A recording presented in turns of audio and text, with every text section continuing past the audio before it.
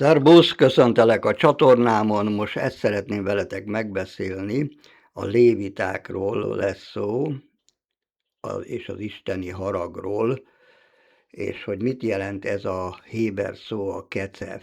Ez a Mózes 4. könyve első rész 53. versében találhatjuk, amikor itt azt mondja az írás, hogy ne legyen harag Izrael fiainak gyülekezetén, és itt a harag szó az, ami ez a héberül a kecef.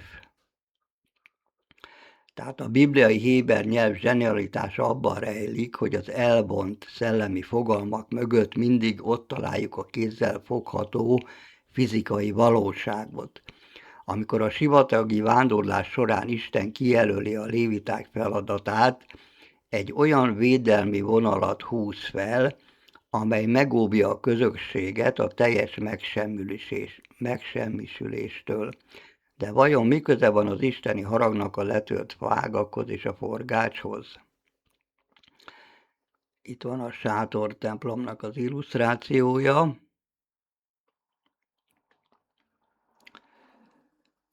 A léviták védelmi gyűrűje, az isteni parancs. A lévitáknak a bizonyság hajléka, vagyis a szent sátor körül kellett táborozniuk. Az ő feladatuk az őrizet ellátása volt. Ez a körkörös elrendezés egyfajta spirituális és fizikai pufferzónát vagy védő pajzsot képezett a szentében lakozó, tiszta isteni jelenlét és a gyarló nép között. A szöveg világosan megmondja a célját, hogy ne legyen harag Izrael fiainak gyülekezetén. Ugye miért kellett? Ugye ott volt a szentek szentje, az isteni jelenlét, ez volt a legbelső, az érinthetetlen mag.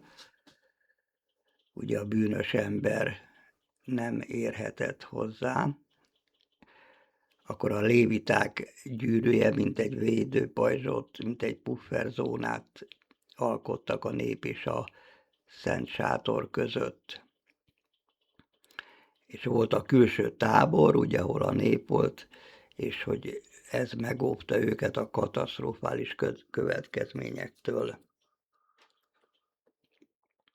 Ha bárki illetéktelenül vagy tisztátalanul lépett volna be a szentélybe, az egyensúly felborul, és a következmény katasztrofális lett volna az egész közösségre nézve.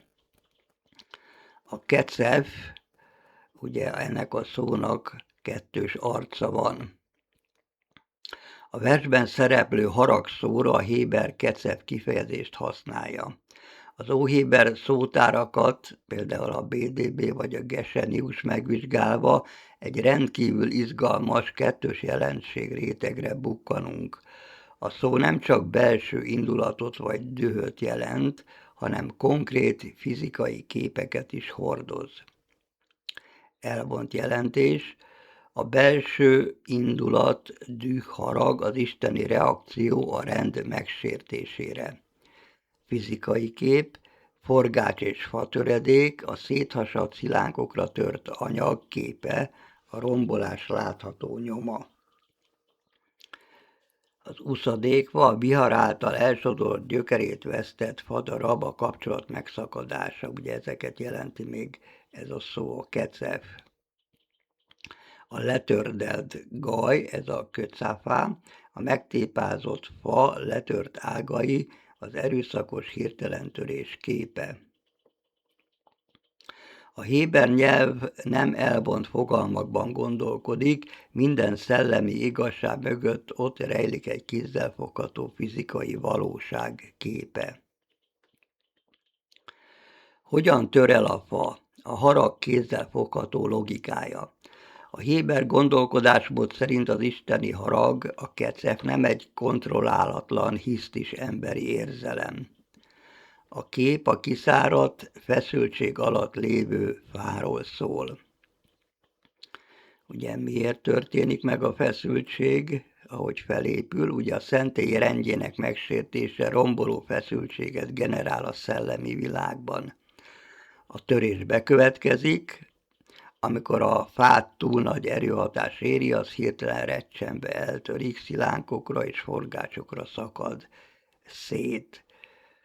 Ugye egy idő után túl nagy feszültség generálódik aztán a szellemi világban, és ezért történnek meg ugye az, amiről ott az írás beszélt. A lévitáknak a feladatuk pedig az volt, hogy ezt a feszültséget és a törést megelőzzék, és hogy a tökéletes egyensúlyt biztosítsák ugye Isten és az ember között. Ha az ember fellázad a teremtője rendje ellen, a kapcsolat szétforgácsolódik, és a közösség olyanná válik, mint a vihar által megtépázott, letördelt águfa. Ezt teljesen nyomon követhetjük a mai világban, hiszen láthatjuk, hogy pontosan ilyen. Ugye az ember fellázadt a teremtőnek a rendje ellen, és az egész világunk így forgácsolódik szét, mint ahogy itt látható ez a letört ág. Ugye ezért van ennyi probléma, a törvények is úgy vannak mindenhol szinte megalkotva, hogy nem az emberek érdekeit képviselik, hanem csak egy bizonyos rétegnek az érdekeit. Akkor ott vannak a háborúk, az erkölcstelenség, tehát egy teljes vihar által megtérpázott, letördelt águfa a mai világunk. A léviták tehát nem csupán rituális szereplők voltak, ők alkották azt az élő puffert, amely megőrizte a szellemi egyensúlyt és megakadályozta, hogy a közösség, a kecev, vagyis a harag, az isteni harag forgácsává és törmelékévé váljon. Most viszont a léviták szerepe teljesen más, ugye, mivel Izraelt elvetette Isten, mikor Isten fiát ugye hagyták megöletni a rómaiak által, sőt őt kezdeményezték ezt. Ezért a mai világunkban a léviták szerepét már nem ők töltik be, hanem ott vannak Istennek a tanúi, akik figyelmeztetnek arra, hogy hamarosan mi fog történni. Hát ezt vedd komolyan, és cselekedjél összhangba az írásokkal, és akkor lesz jövőd. Ha nem, akkor végleg kitörlődsz az életből, és soha többet senki nem fogja tudni, hogy valaha is léteztél ezen a bolygón. Ugye a rend egyenlő az élettel. Az egyensúly fenntartása megóvja a közösséget, a lázadás pedig egyenlő a töréssel. A rend megsértése szétforgácsolja a kapcsolatot.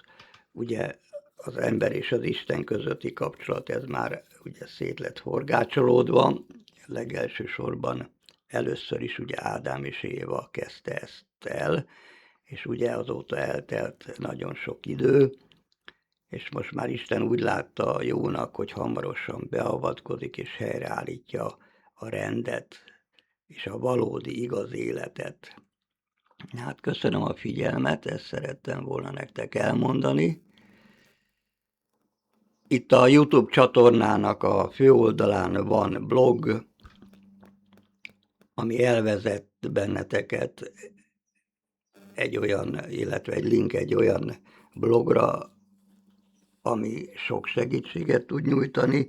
Azon kívül van egy másik link, ami egy hivatalos weboldalra vezet el, ahol te kapcsolatba tudsz lépni a teremtővel, olyan értelemben, hogy elkezded ott tanulmányozni a dolgokat, vagy kérsz magadnak egy díjmentes bibliai tanfolyamot, amely által megérted, hogy mit kell tenned, hogy ne pusztulj el Armagedonkor, hanem örök életed legyen a földi paradicsomban.